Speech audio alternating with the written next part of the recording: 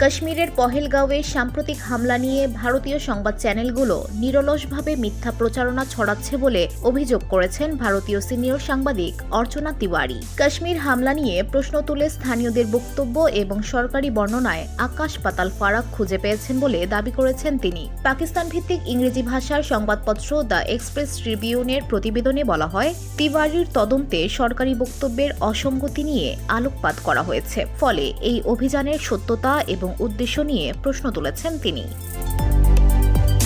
তিওয়ারির মতে একাধিক প্রত্যক্ষদর্শী এবং স্থানীয় সূত্র নিরাপত্তা সংস্থার দাবির বিরোধিতা করেছে, যা সরকারের প্রমাণকে ভুয়া এবং সংঘাত মঞ্চস্থ করার ইঙ্গিত দেয়। এক রাজনৈতিক বিশ্লেষকের কথায়, অর্চনা তিওয়ারির সত্য প্রকাশ প্রমাণ করে যে পহেলগাঁওয়ে ফলস ফ্ল্যাগ অপারেশন অপপ্রচার ছাড়া আর কিছুই নয়। একজন কাশ্মীরি ড্রাইভার অর্চনা তিওয়ারির কাছে তথ্য প্রকাশ করে বলেন, ভারতীয় সংবাদ চ্যানেলগুলো নিরলসভাবে মিথ্যা প্রচারণা ছড়াচ্ছে। বসুন্ধরা, উত্তরা, বনশ্রী, কুড়িল ও বাড্ডা সহ রাজধানীর বিভিন্ন স্থানে অভিজাত ও অত্যাধুনিক মানের ফ্ল্যাট কেনার এক নির্ভরযোগ্য প্রতিষ্ঠান প্লেজেন্ট প্রপার্টিজ লিমিটেড। তাই আপনার স্বপ্নের আবাসনের জন্য আজই যোগাযোগ করুন। Pleasant properties limited, where destiny matures eventually.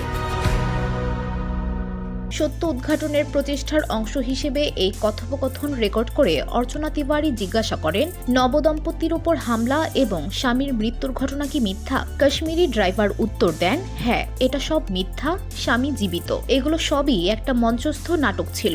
ভারতে যা ছড়ানো হচ্ছে সবই মিথ্যা। অর্চনা তিওয়ারি আরও জিজ্ঞাসা করেন, বিধবার বিবৃতি এবং ঘটনায় ক্ষতিগ্রস্ত শিশুর ভিডিওটিও কি মিথ্যা? ড্রাইভার উত্তর দিয়েছিলেন, হ্যাঁ, এটা সবই একটা রাজনৈতিক খেলা। 10 কিলোমিটার দূর থেকে গুলি চালানো সন্ত্রাসীরা কিভাবে ভুক্তভোগীর ধর্ম সম্পর্কে জিজ্ঞাসা করতে পারে? তিনি আরও বলেন, যদি মোদী সরকার কাশ্মীরিদের অর্থনৈতিক নিধন বন্ধ না করে, তাহলে হাতে অস্ত্র তুলে নেওয়া ছাড়া আর কোনো উপায় থাকবে না। VOD Bangla news desk.